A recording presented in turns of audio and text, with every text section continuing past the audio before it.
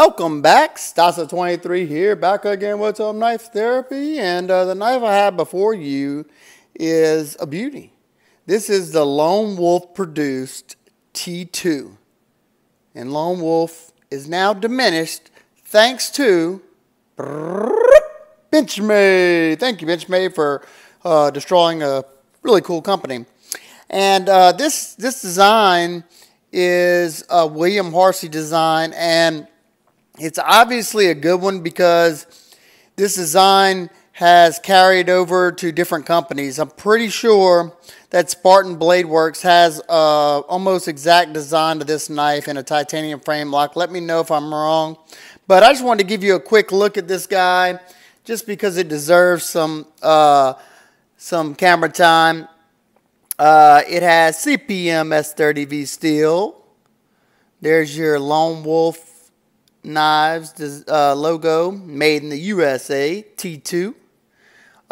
This would have definitely been a tactical knife in the time period it was made. I'm not exactly sure. I know it's got to be quite a bit old.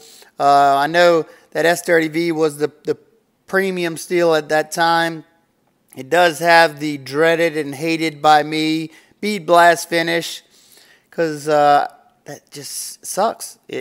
It rusts so easily.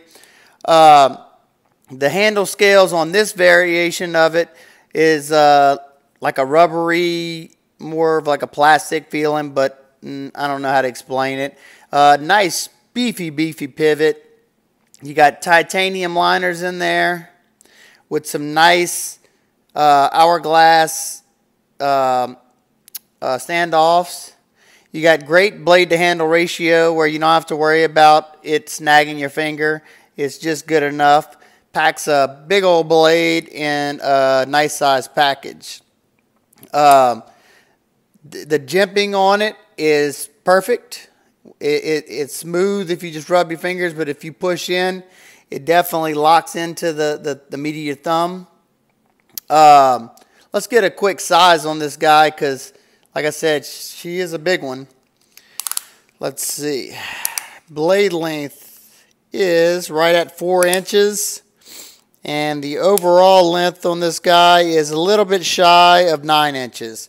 So definitely a good size. Let's see it alongside the tried and true Buck 110. And as you can see, the Buck 110 is a slight bit smaller.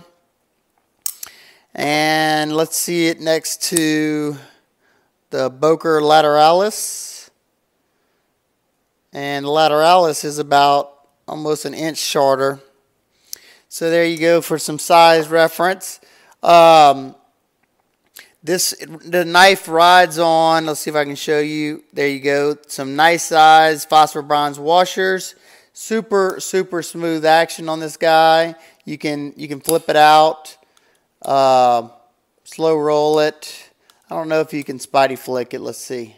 Almost, but that was a poor attempt on my part.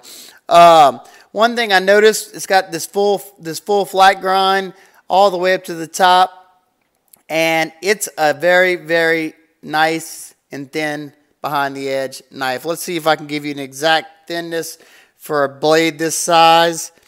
Let's see. Don't want to scratch. 0.019, so that's like a Spyderco Delica, which for a knife this size, that's awesome. You can see, let's see, let me close it up.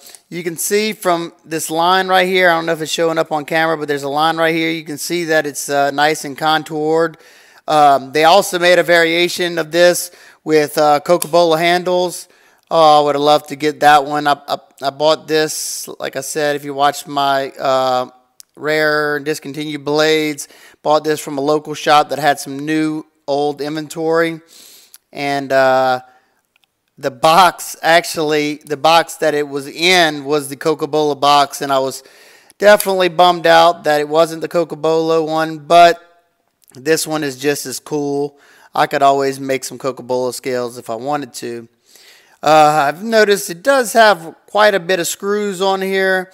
I'm not really sure why they had to put that one. You have enough rigidity here, I guess, just to stabilize that that contour right there, but such a whopping beefing pivot right there.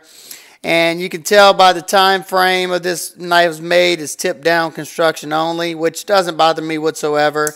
Got some nice retention, rather long. It sits in the pocket. You got about that much of the knife sticking out, which I don't care about that kind of stuff. The ergonomics are phenomenal. Excellent ergonomics. You got this choil right here. You got this aggressive jimping right here, but whenever you're bearing down on this knife, it's not overly aggressive. Now, you know, if you were doing some tough tasks like trying to cut through some hardwoods or something like that, then yeah, maybe this would aggravate your hand. But like I said, I think this knife was intended to be a tactical knife, so you know, that's the MO on tactical knives, jimping everywhere. There's William Harsey's name. He's a designer. He's an excellent designer. He's designed knives for Chris Reeve and tons of other companies I just can't think of off the top of my head. But let me give you one more look at this beauty. Lone Wolf T2. Look at that lanyard hole. I can almost fit my fist through that. Let's see. In reverse grip, where that contour goes down there, perfect spot for the thumb. And even in the pull grip like this, it's okay. One thing that I'm not a huge fan of is the way they terminated that edge, but like I said, this is an old knife, so you know that wasn't probably a gripe back then, or maybe it was. Maybe they just didn't care. I'm not sure exactly what these retailed for. I think whenever he was selling them at the store, whenever he first got them, I think they were going for $200. I'm not sure what the secondary market price goes on them now. But just wanted to give you all a quick look at this. Let me know if I have a few other... I was going to do a review on a few of the other ones that I have. Y'all let me know if that's something that y'all are interested in seeing. Hope everybody's having a wonderful day, and I'll see you guys next time. Peace.